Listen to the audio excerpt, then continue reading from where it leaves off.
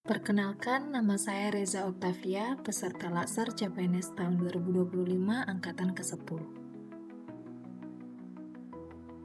UPTD RSUD kelas D Pratama Sendawar adalah rumah sakit milik pemerintah Kabupaten Kutai Barat yang berlokasi di Kampung Linggang Bigung, Kutai Barat, Kalimantan Timur. Di sini tempat saya bekerja sebagai CPNS perawat ahli pertama.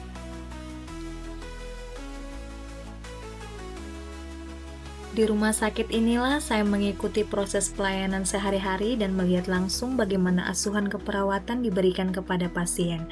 Pada masa pelaksanaan habituasi, saya mengidentifikasi isu terkait belum tertibnya pendokumentasian asuhan keperawatan yang belum terstandar dan belum mengacu sepenuhnya pada SDKI, SIKI, dan SLKI yang sudah ditetapkan oleh PPNI.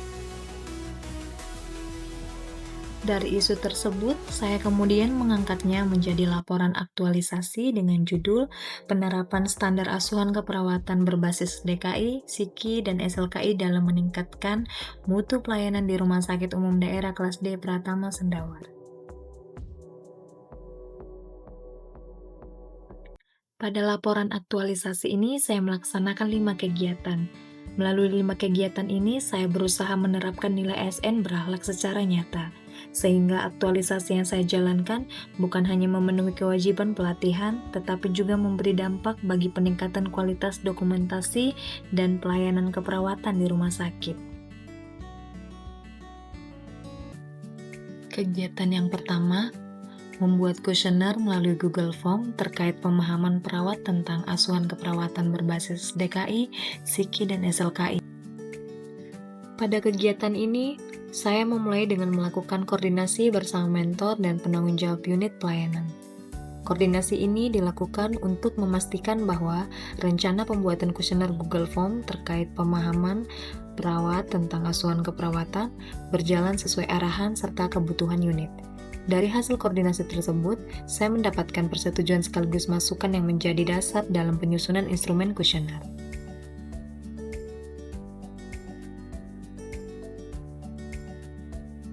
Pada tahap selanjutnya, saya mulai menyusun instrumen observasi berupa kuesioner.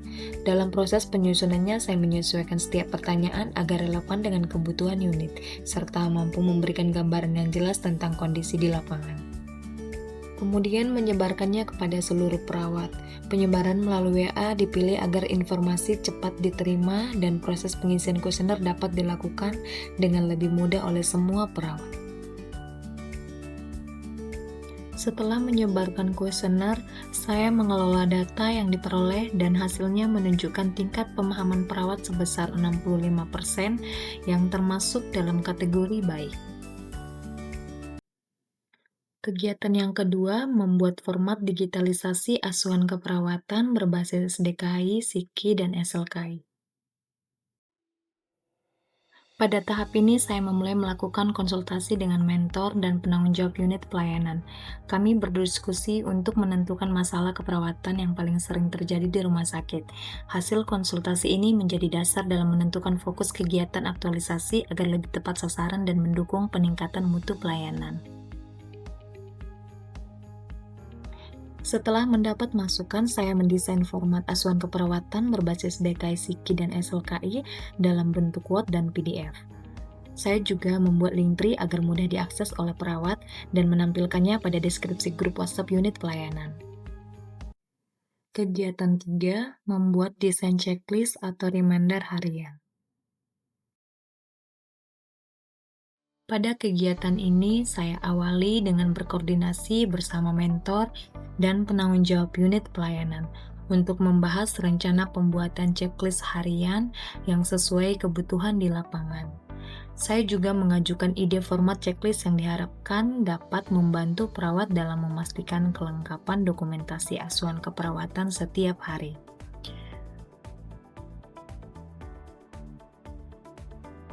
Selanjutnya, saya mendesain format checklist dalam bentuk dokumen Word dan PDF, yang nantinya akan digunakan sebagai panduan pengingat bagi perawat dalam melengkapi dokumentasi asuhan keperawatan. Kegiatan 4, melakukan sosialisasi dan pelaksanaan penerapan SDKI, SIKI, dan SLKI.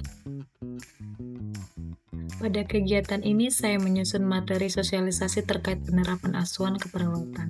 Materi ini saya buat dalam bentuk slide dan file PDF. Selanjutnya, saya melaksanakan sosialisasi dan simulasi penggunaan format asuhan keperawatan berbasis DKI, SIKI, dan NESEL-KI di setiap unit pelayanan, termasuk di ruangan UGD, ruang rawat inap, dan juga ruang poli rawat jalan. Kegiatan ini bertujuan agar seluruh perawat memahami dan mampu menerapkan format tersebut secara seragam dalam pelayanan keperawatan. Setelah kegiatan sosialisasi dilaksanakan, perawat mulai menerapkan pengisian format asuhan keperawatan berbasis SDKI, SIKI, dan SLKI di unit masing-masing. Selain itu, perawat juga menggunakan checklist reminder harian sebagai panduan untuk memastikan kelengkapan dokumentasi setiap hari. Saya turut melakukan monitoring dan evaluasi terhadap penerapan format ini, guna melihat sejauh mana pemahaman dan konsistensi perawat dalam menggunakannya. Melalui kegiatan ini, diharapkan seluruh perawat semakin terbiasa menerapkan standar asuhan keperawatan yang profesional, sistematis, dan berorientasi pada mutu pelayanan.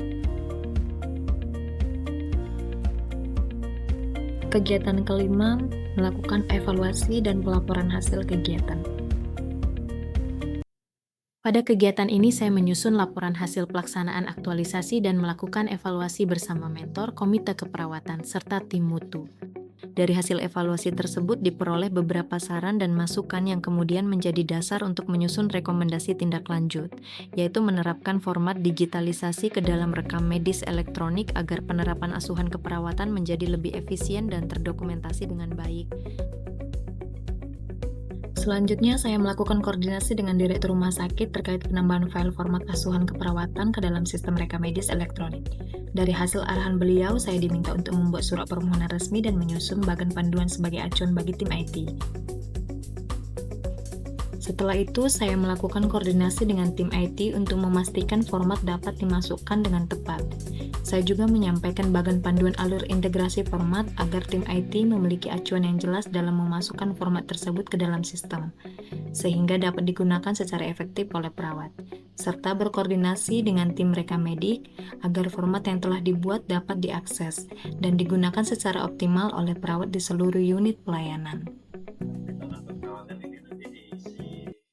Dalam proses ini, saya juga turut berkolaborasi secara langsung dengan tim teknis atau vendor untuk memastikan format asuhan keperawatan dapat dimasukkan dengan benar ke dalam sistem rekam medis elektronik. Koordinasi dilakukan secara aktif, termasuk melalui video call WhatsApp, untuk memantau dan memberikan arahan selama proses penginputan file ke dalam sistem berjalan. Oh iya, oke siap.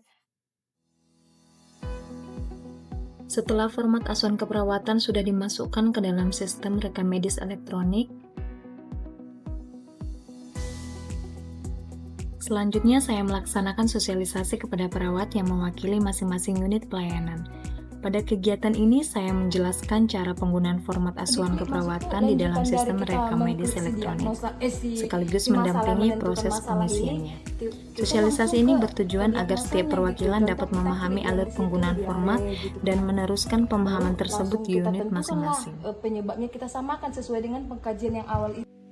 Setelah dilakukan sosialisasi, perawat di lapangan mulai menerapkan asuhan keperawatan dalam sistem digitalisasi melalui rekam medis elektronik. Kedepan, saya berharap digitalisasi format ini dapat terus dikembangkan dan digunakan secara berkelanjutan, sehingga menjadi bagian dari komitmen bersama dalam meningkatkan kualitas pelayanan keperawatan.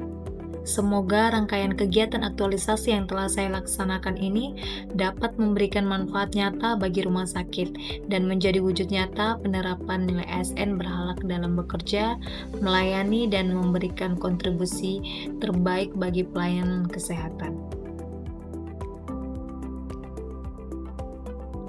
Pada bagian akhir, saya menampilkan hasil evaluasi kuesioner yang menunjukkan capaian 99%. Pada kategori sangat baik. Semoga capaian ini menjadi motivasi untuk terus meningkatkan kualitas pelayanan di rumah sakit. Demikianlah rangkaian presentasi ini. Dengan berpegang pada nilai ASN berhalak, saya berharap hasil aktualisasi ini memberi manfaat bagi peningkatan mutu layanan. Terima kasih atas perhatian dan dukungan.